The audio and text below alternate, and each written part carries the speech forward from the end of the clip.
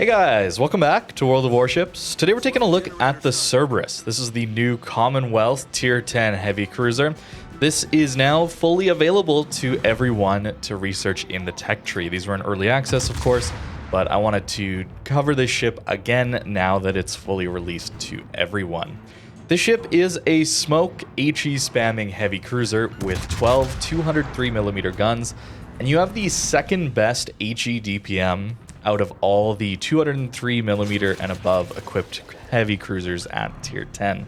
So that's really important. It's really only Des Moines we're trailing when it comes to HE DPM.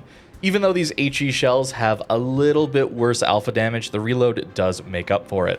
We don't have the accuracy of something like Zhao, but again, we do have the DPM above Zhao, which is nice to see, as well as Hindenburg, and more importantly, our fire chance. Not only do we have 12 203s, we have a 21% fire chance if we fully build for it. So that should mean a lot of fires and a lot of HE damage.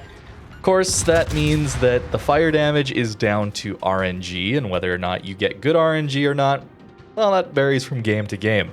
I'll show you a few of the scoreboards at the end of this video to show you a wide variety of games where I got insane levels of fire RNG and other games where I got essentially zero.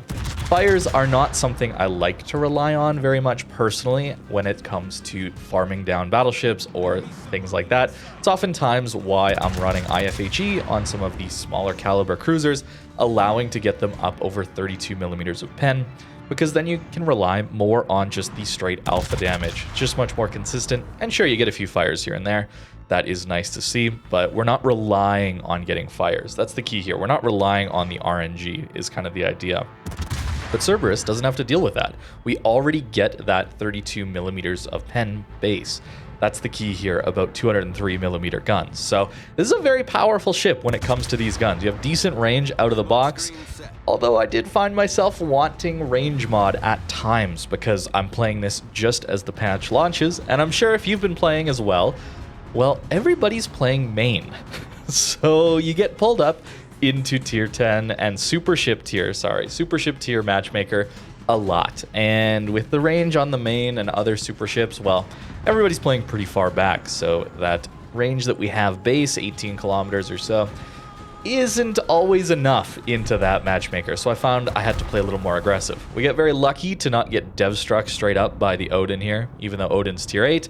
Well, this ship has a gigantic citadel, and that's one of the downsides of this ship, is the hull is terrible.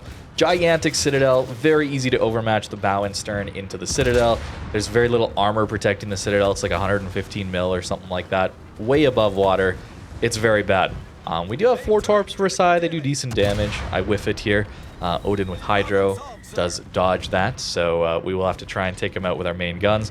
But that's why I'm in the middle of the B cap early on, by the way, is I'm often trying to play aggressive early on because we have this get out of jail free card in a smoke screen. It is a fuel smoke, kind of. It's more of a crawling smoke, I guess they would call it. It's not like the Italian smokes where you can go full speed.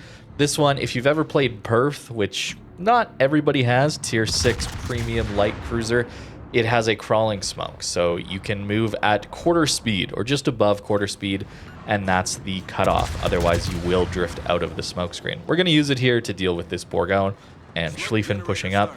This is the ideal way you want to play this ship. Look at that, 5,000 damage into the Bourgogne per salvo, and we're reloading in, what, like 9 seconds, 8 seconds, depending on AR and other buffs to our ship.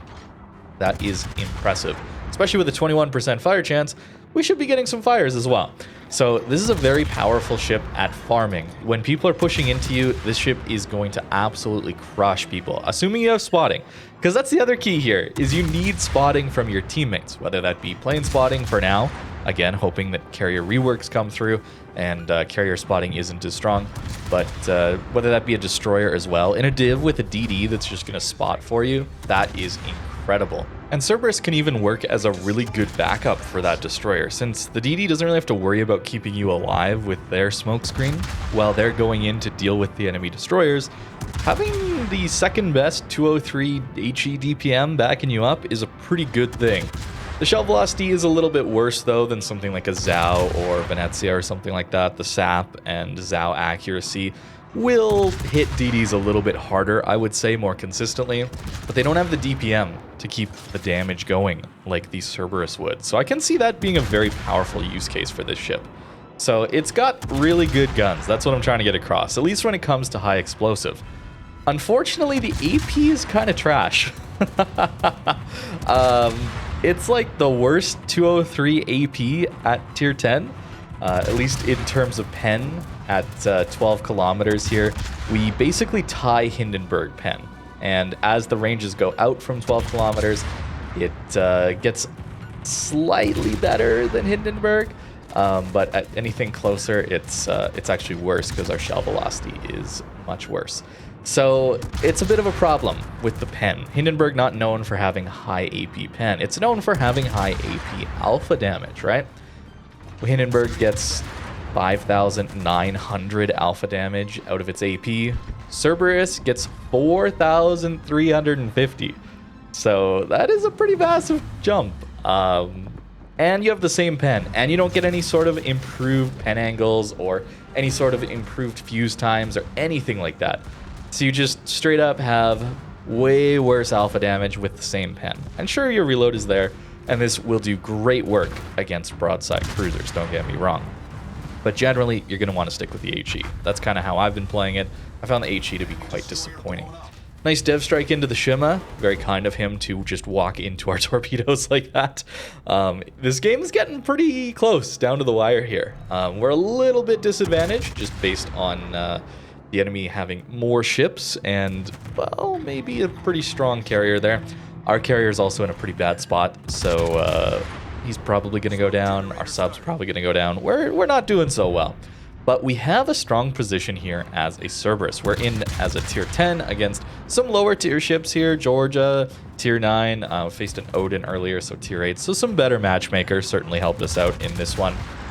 But this is powerful, man. You just get to smoke up and slowly crawl along. That's the nice thing, too, is you can move while using this smoke screen. So you're not as susceptible to eating torpedoes, although people are good enough to know how to lead you. Unfortunately, we do take a massive hit from that carrier, and I will spoil it a little bit. That is going to be our downfall in this game, is the tier 8 carrier. But we'll continue with the positives, because I have plenty of negatives to talk about with this ship. I want to keep it positive, at least to start with. We will hopefully be burning this Georgia down, especially if I could aim a little better. Not getting as many shatters. That would be very good. I haven't talked about it yet, but the ship is pretty good at dealing with submarines. We got sub-surveillance here. Feels pretty nice to have that. Decent range on the sub-surveillance too, which allows us a reasonable way to deal with them. It's 8 kilometers, so a little bit better than the other ones at 7 kilometers, like we see on like a Zhao or Yodo, things like that. Unfortunately, the depth charges, even though they have really, really good ranges, or the airstrike depth charges, I suppose, they have really good range, but their damage is slightly lower. So tier 10 cruiser depth charges do 4,900 damage.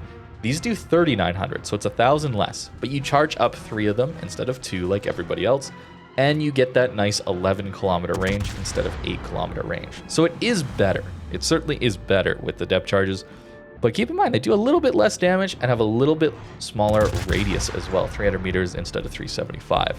So overall, pretty good at dealing with subs, but still could be a little bit better, I think.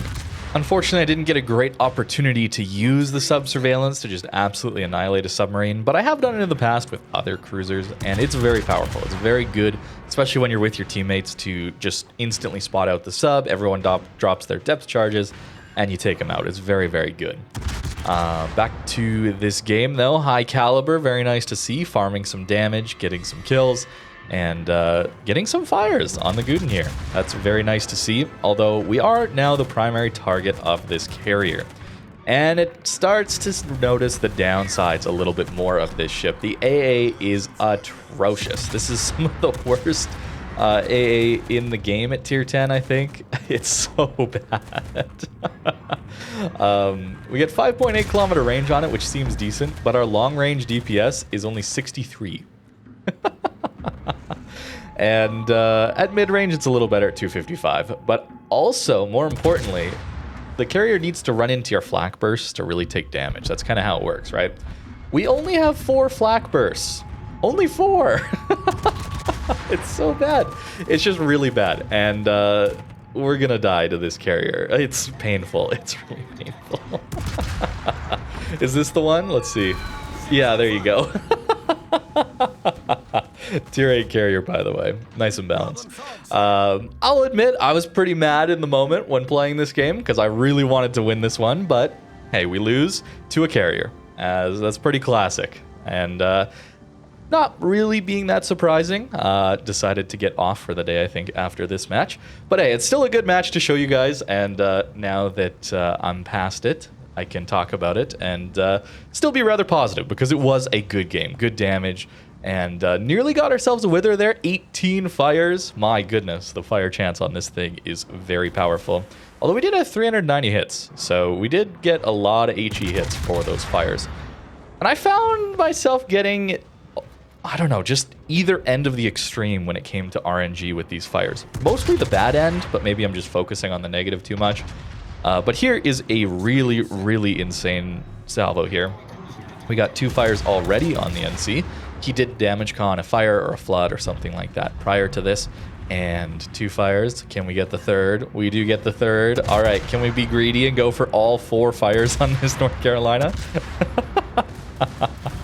Poor guy trying to deal with us. Although, keep in mind, this ship has no armor. So if he hits us in the right spot, which is a pretty large weak point, he could be dev striking us here, even through the bow, pretty easily. But that is all fire points on that NC, just like that. And unsurprisingly, he is going to go down. It's hard to play tier 8, though, against tier 10s. No fault of his own, really. Just that's how the fire RNG goes. Here's one where I got 17 fires in 271 hits. Very nice fire RNG. Decent damage in this game as well. Let's see. A blowout in this one. What was this one? 5 fires only on 125 hits. A little bit worse RNG, but hey, maybe I was shooting at points that already had fires. That could be another bit of a blowout. 4 fires this time on 124 hits. Not so good. We lost this one, but got some good damage. 10 fires this time on 285. That's decent. That's probably average RNG, I would say. Maybe a bit low, but probably average. 3 fires on 100 hits. That's kind of rough. 3 fires on 113 hits in this one.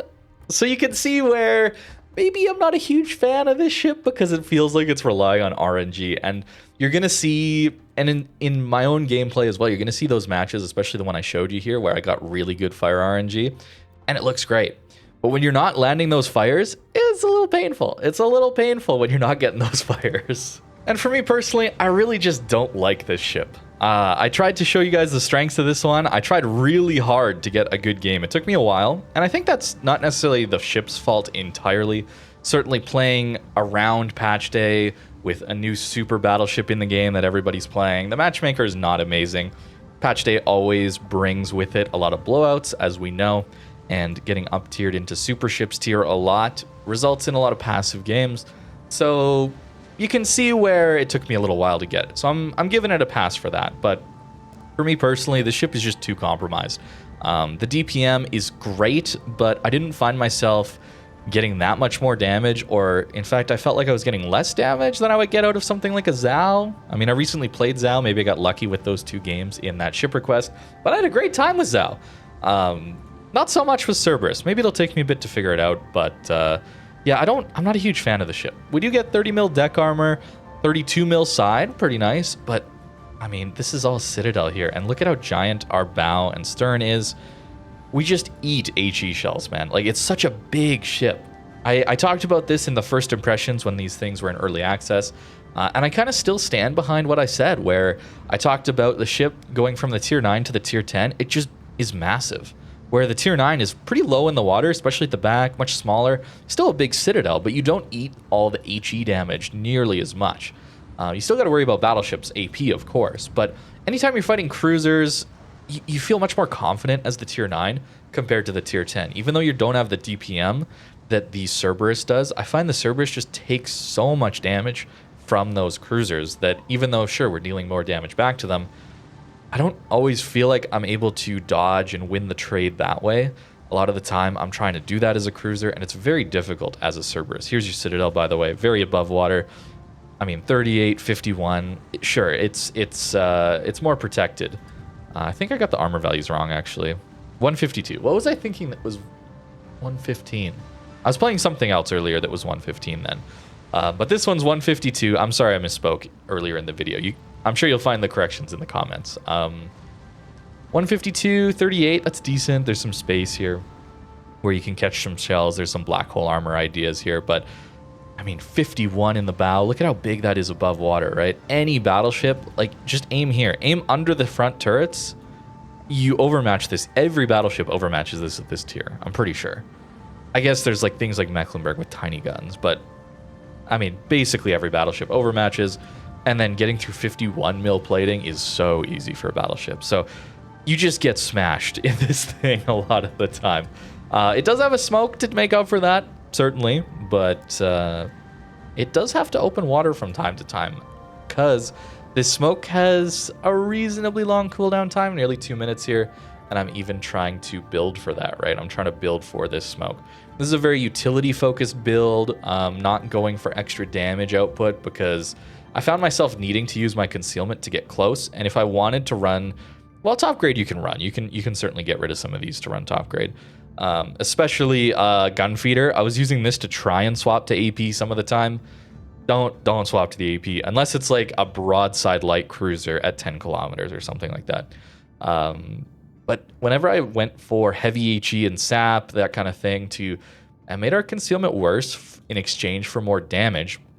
I found myself in matches where I just couldn't get close enough to do damage because, I mean, you're #1 priority target for battleships because you have good guns to burn them down, and you're just this gigantic free floating citadel.